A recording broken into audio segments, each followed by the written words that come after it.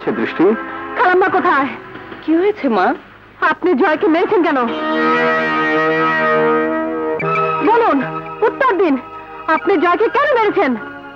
দৃষ্টি, একজন গুন্ডার সন্তানকে তার মা কেন মারে সে প্রশ্নের কোনো উত্তর হয় না। কাকে আপনি গুন্ডা বলছেন?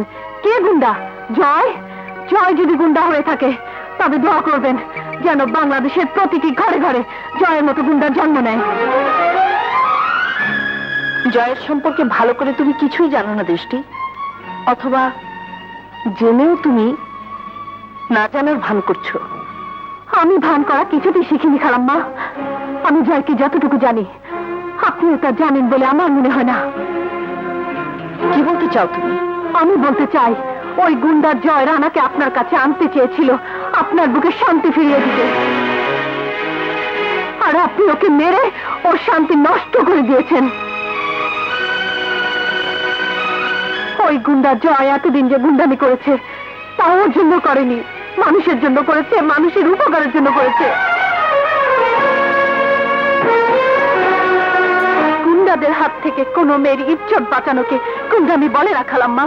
একটা বিধর্মী পরিবারকে ধর্মের নামে বাড়ি থেকে উচ্ছেদ করার প্রতিবাদকে গুন্ডামি বলে না। রানাকে ভুল পথ থেকে শুধরে আনার চেষ্টাকে গুন্ডামি বলে না। দিনের পর দিন আপনার জন্য যে মনের মধ্যে শ্রদ্ধার মসজিদ তৈরি করেছিল তাকে প্রকাশ্যে মেরে আপনি সে মসজিদ ভেঙে গুঁড়ো করে দিয়েছেন। আপনি সন্তান জন্ম দিয়েছেন কিন্তু সন্তানের মা হতে পারেননি, মা হতে পারেননি। তোমার এত বড় সাহস, তুমি আমার মাকে অপমান করছো! আমার মাকে! তোমাকে আমি মেনে ফেলবো। মারো যায় মারো, আমাকে মেরে তোমার মার দৃষ্টি খুলে দাও।